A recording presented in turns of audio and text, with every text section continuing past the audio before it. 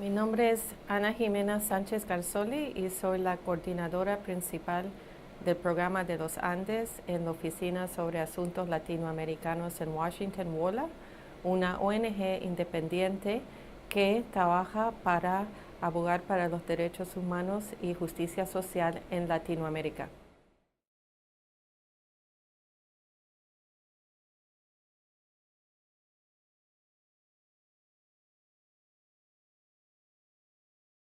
WOLA ha trabajado con representantes de las comunidades afroindígenas desde el año 2005. Las comunidades afroindígenas han sufrido de manera desproporcionada del conflicto interno armado en Colombia. Entonces era solo lógico que cuando empezó el proceso de paz con la guerrilla de las FARC, que íbamos a seguir apoyando sus esfuerzos. Desafortunadamente, el proceso de paz se hizo de una forma que no incluía a los representantes afroindígenas. Un gran error porque las zonas del país más impactadas por el conflicto y las zonas donde el postconflicto va a ser aún más difícil son áreas afroindígenas. Entonces se formó de parte del movimiento afro un Consejo Nacional de Paz Afrocolombiano y de parte de los indígenas se unieron en la UNIC y el Consejo Mayor, Gobierno Mayor. Juntamente ellos formaron algo que se llama la Comisión Étnica, que fue una plataforma conjunta para abogar para ser incluidos en el proceso de paz. Lo que nosotros ayudamos a hacer es visibilizar esta situación, las necesidades de integrar afrocolombianos e indígenas en el proceso y facilitamos para que ellos hagan alianzas con el Congreso de Estados Unidos, especialmente congresistas afroamericanos y otros que apoyaron el proceso de paz y la administración de Obama para que ellos puedan finalmente estar en la mesa en Havana, eventualmente desarrollar e integrar al acuerdo final lo que se llama el capítulo étnico.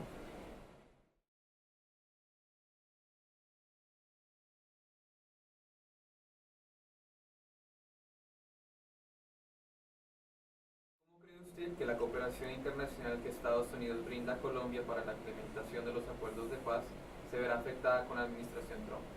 Bueno, Estados Unidos es el donante más importante para el proceso de paz en Colombia. También Estados Unidos, de cierta manera, es el tercer actor en este conflicto de manera invisible, porque ha sido el país que ha brindado más asistencia militar y apoyo, entrenamiento militar al país. La política de Estados Unidos por los últimos más de 15 años ha sido de apoyar Colombia. Colombia se ve como el aliado principal en América del Sur y un país muy estratégico e importante en la lucha contra los narcóticos. Sería un error muy grande cambiar este rumbo, pero sabemos que la administración de Trump en este momento está pensando cortar el presupuesto general de la ayuda externa, especialmente a los países de Latinoamérica, y eso nos preocupa mucho. Pensamos que sería un gran error. Y segundo, pensamos que como Estados Unidos ha sido parte de este conflicto y ha apoyado la situación de seguridad tantos años, que tiene una responsabilidad moral de seguir apoyando la paz.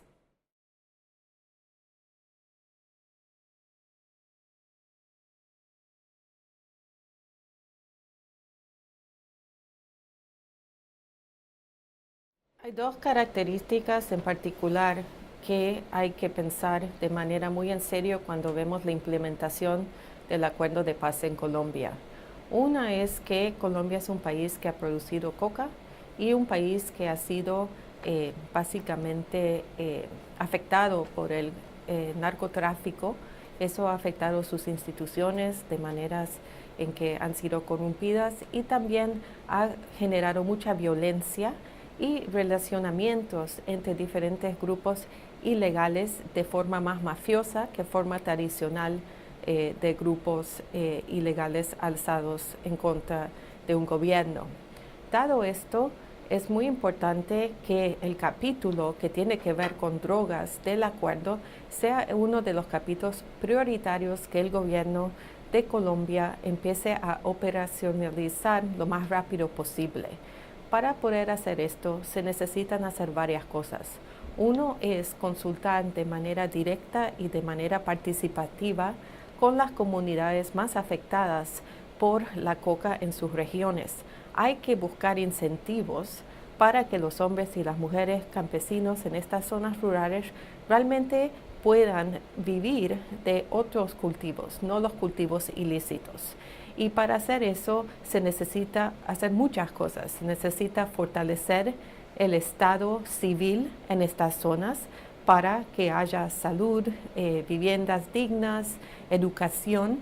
Se necesita fortalecer la infraestructura para que los productos lícitos puedan salir de esta zona y más que nada se necesita crear mercados que hacen que estos productos, mismo que no van a poder ser tan lucrativos como la coca, sean suficientemente lucrativos para que las personas dejen de cultivar la coca. Importante también en estas zonas es el tema de diferenciación étnica. En las zonas afro y en las zonas indígenas, estos grupos y sus autoridades han hecho por muchos años planes de desarrollo propios y autónomos que hay que considerar, que toman en cuenta sus características culturales y su cosmovisión y forma de vivir, que difiere mucho dependiendo la época del año. El otro tema que es muy importante considerar es la protección de la sociedad civil, en particular los que son considerados la posición política, los que van a ser los líderes de los futuros partidos que se van a crear después de este proceso, y también de toda la sociedad civil que ha luchado contra corrupción, paramilitarismo, violencia, quienes les han sacado sus tierras y otros que han pensado diferente a las élites políticas y económicas de Colombia en muchas regiones del país. Esta es una situación que se esperó que iba a deteriorar durante el proceso de transición de conflicto a posconflicto, pero realmente la situación es alarmante.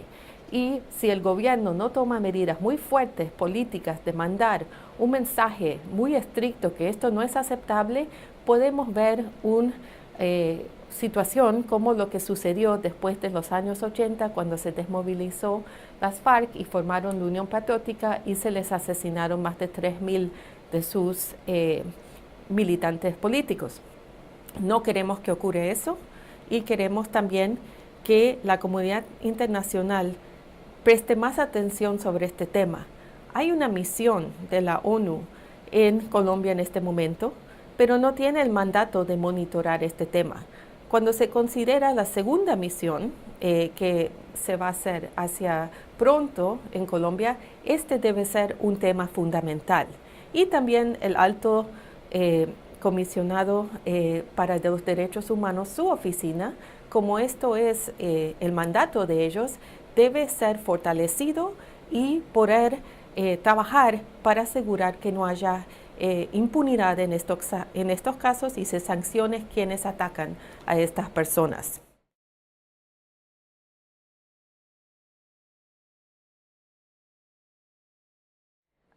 El último informe del Alto Comisionado de la ONU básicamente recoge lo que acabo de mencionar sobre las preocupaciones que hay sobre los líderes sociales y defensores de derechos humanos, y también sigue hablando del tema muy serio que ha sido el tema que ha plagado mucho Colombia, que es la impunidad. No creo que el informe tiene nada que es muy diferente a lo que ya se sabe de lo que está pasando en Colombia, pero sí quiero resaltar que este papel que hace Naciones Unidas cada año de presentar a la comunidad internacional, que presentar en Ginebra lo que está pasando en Colombia, es un papel esencial que pese a que haya finalizado uno de los conflictos en Colombia, tiene que seguir adelantándose por varios años.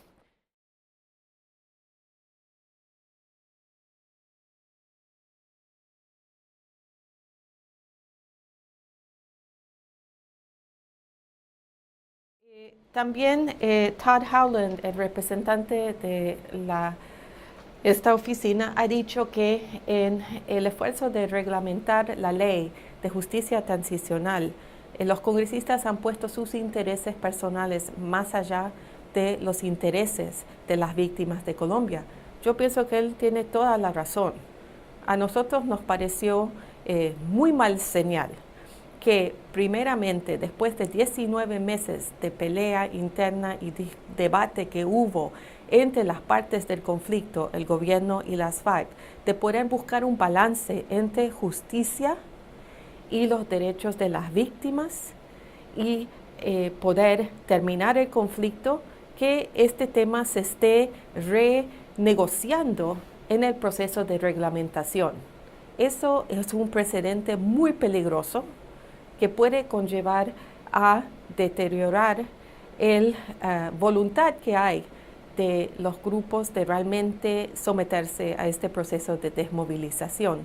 Segundo, la manera en que se ha alterado, por lo menos el último texto de esta ley, demuestra que hay una manera en que las víctimas no tienen paridad. Entonces, de cierta manera, lo que implica cambiando la responsabilidad de mando o agudizándola es que las víctimas de las Fuerzas Armadas Militares de Colombia tienen menos derechos que las víctimas de las guerrillas de las FARC. Esto nos parece muy mal. Entendemos que el papel de las Fuerzas Armadas es diferente al papel de un grupo que se alzó en armas. Pero si realmente hay una reconciliación en este país que sea fructífera y que pueda ser sostenible en el largo plazo, es importante que salga toda la verdad y que se haga muy claro que actuaciones durante tiempos de guerra que van más allá del derecho internacional humanitario y que resultan en atrocidades contra civiles no se pueden repetir.